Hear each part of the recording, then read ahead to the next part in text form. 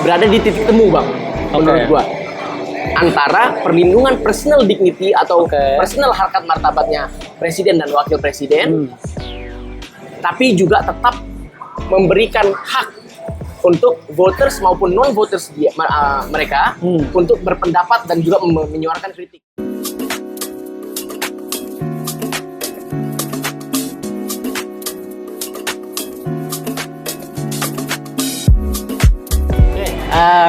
Assalamualaikum warahmatullahi wabarakatuh. Selamat siang Bapak Fayez. Asik. Mas ini episode kedua ya? Episode 2. Masa aja lah Pak Dokter. Yes. Siap. Jadi ini adalah podcast episode kedua kita. Jadi kalau kemarin kita bahas BUMN, jadi harapannya sih ke depan makin banyak lah isu-isu yang hukum yang lebih spesifik yang bisa kita bahas gitu. Nah, belakangan di medsos terutama gitu ya, banyak banget pembahasan mengenai KUHP terbaru. Nah itu yang lagi paling happening lah. KUHP baru, KUHP baru, apa sih isinya, terus apa sih yang berubah dari KUHP yang lama misalnya gitu kan. Nah ternyata di antara komentar itu yang paling banyak berubah dan paling banyak, bukan paling banyak berubah, yang paling banyak dikomentari, yang paling banyak dapat highlight di salah satunya adalah mengenai penghinaan pejabat di KUHP baru. Khususnya presiden dalam hal ini presiden, gitu kan, presiden dan wakilnya. Nah jadi hari ini kita akan bahas mengenai itu, mengenai pasal penghinaan tadi. Nah langsung aja nih ya. Oke. Siap. Jadi mungkin kita perlu set ground knowledge-nya dulu nih. Jadi sebenarnya apa sih yang berubah atau apa sih yang ada dalam KUHP yang baru itu terkait dengan penghinaan presiden dan pejabat negara gitu. Dan kenapa sih kayak harus ada sih pasal ini gitu? Ini nih pasal yang benar-benar disorot sama media ya, terutama ya. Dan itu bagus karena kalau misalnya sudah disorot berarti masyarakat itu lebih aware terkait dengan hal ini. Baik, untuk kalau misalnya pasal apa yang disorot terkait dengan penghinaan presiden. Ini apalagi marak-maraknya Panji Pragiwaksono lagi baru Mensrea. Bagus sih sebenarnya. Lu udah nonton belum? Udah nonton. Nah, walaupun despite there are questionable things that he said, but it's a very good stand up comedy ya. Pasal 218 sampai dengan pasal 220 KUHP pidana KUHP yang baru itu menyebutkan, nih gue baca langsung aja ya. Yang pertama, pasal 218, setiap orang yang di muka umum menyerang kehormatan atau harkat dan martabat diri presiden dan atau wakil presiden dipidana dengan pidana penjara paling lama 3 tahun dan pidana denda paling banyak kategori 4. Ayat 2, tidak merupakan penyerangan kehormatan atau harkat dan martabat sebagaimana dimaksud pada ayat 1 jika perbuatan dilakukan untuk kepentingan umum atau pembelaan diri. Ini pasal 218 yang benar-benar orang anggap bahwa kalau misalnya menghina presiden atau mengkritik presiden itu bisa dipenjara maksimal 3 tahun.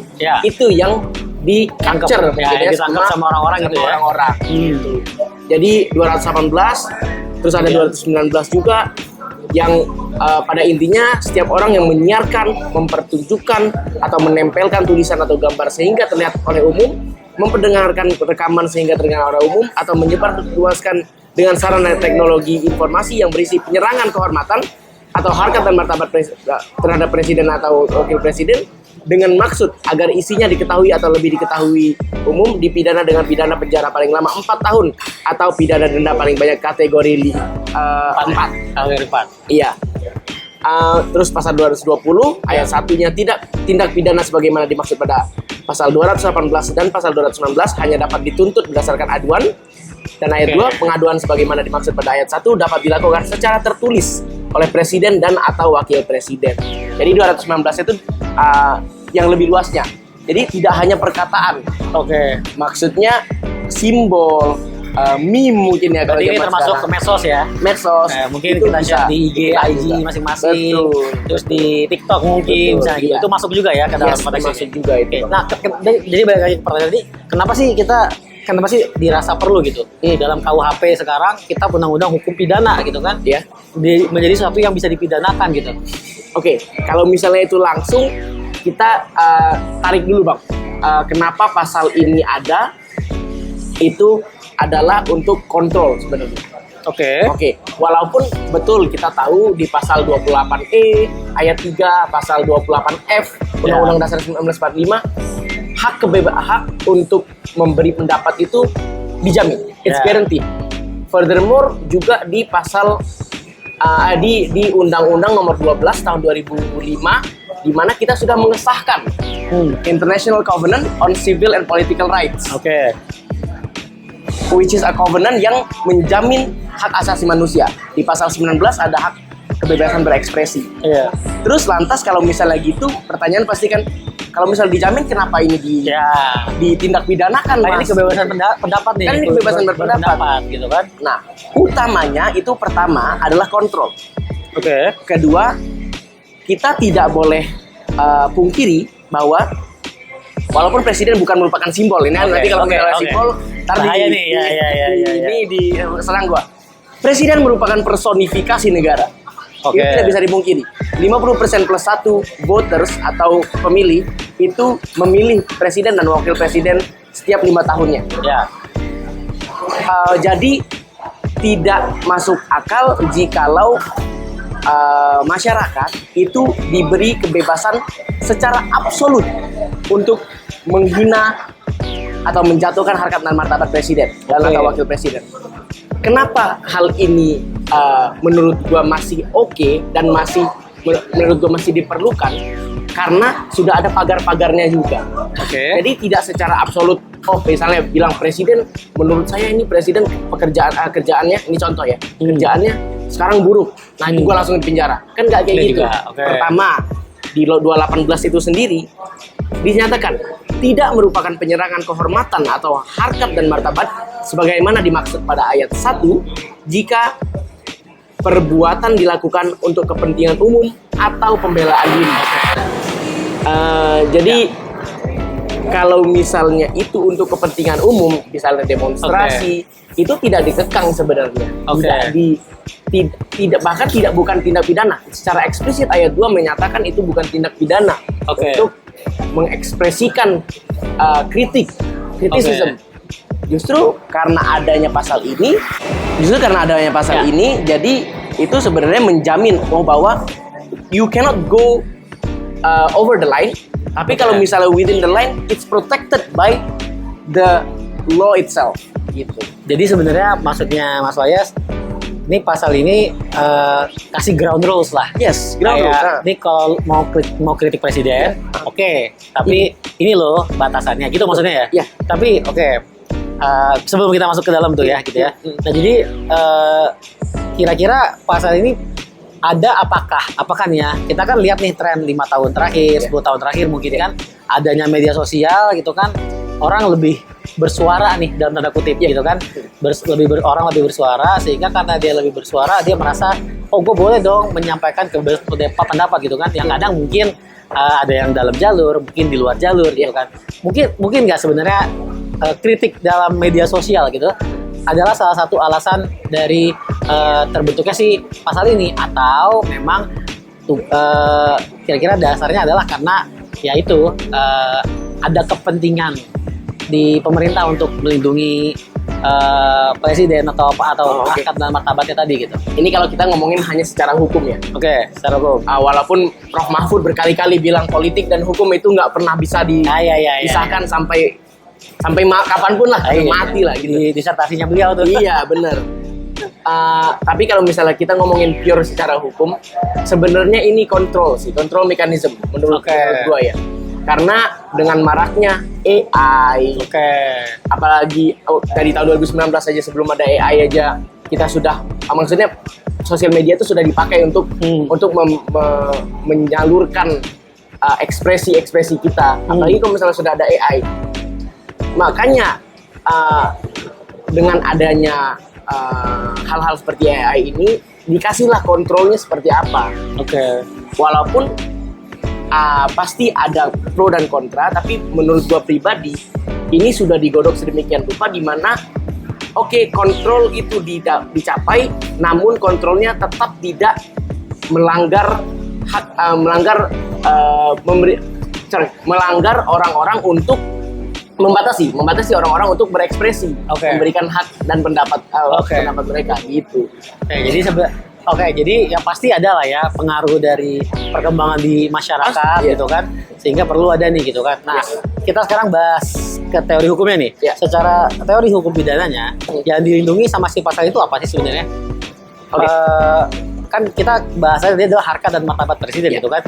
Jadi sebenarnya jabatannya, lembaganya, atau orangnya yang terpilih sebagai presiden gitu. Ya, jadi yang dilindungi dalam pasal ini untuk pertanyaan ketiganya Dr. Andas, Iya. yang dilindungi bukan semata-mata individu pejabat, melainkan martabat, jabatan, dan kepercayaan publik terhadap institusi negara. As I Oke. said just now, personifikasi negara itu tadi. Oke. Jadi pejabat publik memang membuka diri terhadap kritik, tetapi tidak berarti kehilangan hak atas kehormatan dan juga perlindungan dari serangan personal yang tidak relevan dengan fungsi jabatannya. Makanya tadi ada carve out-nya. Makanya Oke. ada pagarnya di ayat 2. Kalau misalnya ini kritik, itu tidak dipidana gitu. Oke. Jadi pasal ini berada di titik temu, Bang. Menurut Oke. gua. Antara perlindungan personal dignity atau Oke. personal harkat martabatnya presiden dan wakil presiden, tapi juga tetap memberikan hak untuk voters maupun non-voters mereka untuk berpendapat dan juga menyuarakan kritik. Jadi, Oke. ya, as you said, ground rules-nya. Ground rules ya. Oke, nah tadi menarik tuh pas lagi Fayaz bacain Ya. KUHP kan, ada istilah tadi aduan ya. Ya, Nah, kalau kita kan orang hukum tahu nih, delik aduan, ada namanya delik biasa gitu Biasa. kan. Nah, kalau delik aduan ini kan dia maknanya berarti dia yang kena, yang mengadu kan gitu kan. Ya. Kenapa sih kayak gitu? Kenapa misalnya nih, misalnya LSC ya, saya tuh wah supporter banget deh, suportif banget sama presiden sekarang. Bahkan saya tim ses misalnya ya, Ya, LSC. benar. Jadi saya ngerasa ini ada orang nih, kayaknya nih kelewatnya nih. Boleh nggak berarti kita sebagai tim ses tuh gitu-gitu? Dan Thank you. kenapa sih harus aduan gitu? siap. Jadi, Bang Andas udah legalistik banget nih. Iya, bahasanya gitu lah ya. Bahasanya ya. Nah, jadi kita kembali lagi ke pasalnya itu sendiri. Kita ambil buka pasalnya. Pasal 220 menyatakan tadi, ayat 1, tindak pidana sebagaimana dimaksud pada pasal 218 dan pasal 219 hanya dapat dituntut berdasarkan aduan. Ayat 2, pengaduan sebagaimana dimaksud pada ayat 1 dapat dilakukan secara tertulis oleh presiden dan atau wakil presiden. Jadi kalau misalnya kita baca anotasinya yang ditulis oleh Prof. Edi dan Prof. Topo, Ya. kenapa ini delik aduan?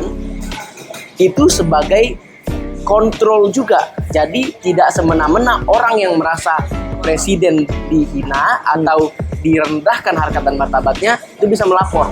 Yang bisa melapor siapa? Hanya presiden dan atau wakil presiden yang merasa pasal ini suits atau cocok untuk dilaporkan.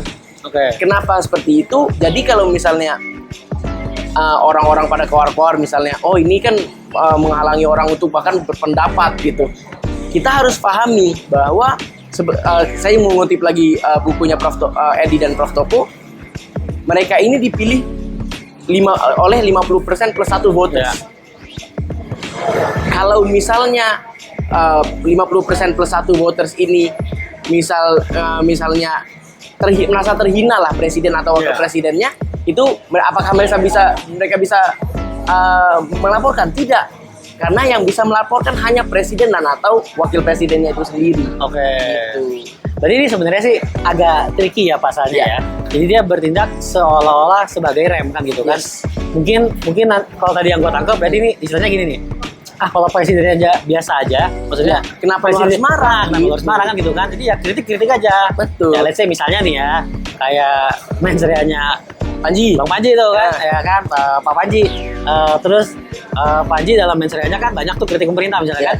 Ya kalau misalnya dalam konteks pemerintahnya gitu kan, atau misalnya soal presidennya gitu kan, dikritik terus presidennya toh nggak ada protes atau apa Ya. gitu kan. Ya. Ya berarti yang rakyat tenang aja. Yes. Gitu bahasanya ya berarti. Ya, Ya, betul. Kayak rem jadinya. Betul, gitu kan. jadi kayak rem. Tapi balik lagi Bang, Ya. apapun yang Panji katakan tadi itu belum bisa dong, kan belum 2 Februari 2026 gitu. Iya, kan? Tidak berlaku surut ya? Iya, tidak berlaku surut. Oke, nah jadi tadi udah kita bahas tuh mengenai itunya kan. Nah, tapi kita bahas tadi misalnya bahasanya karena boleh karena kepentingan umum misalnya, kan gitu kan. Jadi kalau misalnya ada nih kata-kata atau komentar atau konten yang agak keras lah kita misalnya, borderline nih kalimatnya gitu kan. Nah, siapa yang bisa nilai materi tadi atau barang tadi atau konten tadi gitu kan sebagai sesuatu untuk kepentingan umum gitu. Jadi inti dari pertanyaannya adalah bagaimana jika ada itulah materi keras membedakan kritik yang sah dan penghinaan yang dapat dipidana. Jadi kita bedanya itu begini, kritik yang sah itu biasanya berbasis fakta atau juga argumentasi. Oke. Kedua, dia menyasar ke kebijakan, keputusan ataupun kinerja, their policy making decisions. Ketiga, itu disampaikan dengan bahasa yang proporsional. Karena kita tidak bisa dipungkiri kalau misalnya kita itu adalah negara timur, bukan barat. Jadi menjunjung tinggi kesopanan itu memang tetap harus pasti ya itu udah bagian dari kita ya. Bagian dari kita. Kalau penghinaan itu pertama biasanya itu menyerang karakter pribadi tanpa relevansi ke policy making beliau. Kedua, menggunakan bahasa yang merendahkan atau melecehkan. Tiga, tidak memiliki nilai kepentingan publik. Jadi the public does not get any benefit from what he or she said gitu. Jadi kalau misalnya menyebut pejabat tidak kompeten itu tidak bisa otomatis penghinaan karena itu argumentatif. Kenapa mereka ngomong seperti itu? Dan menurut saya ini kalau misalnya enforcement-nya atau penegakan hukumnya itu benar-benar bisa bagus, ini tetap nggak masalah di pasal ini. Got it. Berarti selama tadi ya ada batasan-batasannya ya. Apakah dia memang udah sesuai atau belum kritiknya ke pribadi kah atau ke kinerja misalnya gitu ya. Jadi banyak lah sebenarnya poinnya. Cuma mungkin ya namanya undang-undang baru gitu kan. Ya kita masih lihat lah nanti perkembangannya gimana kan. Apalagi MK udah banyak banget nih. Banyak udah terima banyak. Ini kan terima PUU. Iya. Undang-undang. Itu capek tuh ke hakim-hakim tuh. Kemarin di berita bilang, waduh saya udah harus terpaksa baca cepet gitu kan si KUHP gitu kan. Nah, jadi in hindsight gitu, kira-kira apakah dengan adanya si pasal ini kritik di medsos tuh jadi kayak kita lebih beresiko nggak sih untuk kita yang warga negara biasa? Apalagi kan let's say misalnya kemarin adalah salah satu menteri atau pejabat yang lagi kita konteks ini presiden lah ya gitu kan. Jadi ada banyak post misalnya yang borderline menghina presiden atau mengkritik presiden gitu kan. Nah, apakah ini jadi kita kayak harus lebih hati-hati untuk berbicara tentang presiden gitu? Lebih banyak resikonya buat kita atau gimana?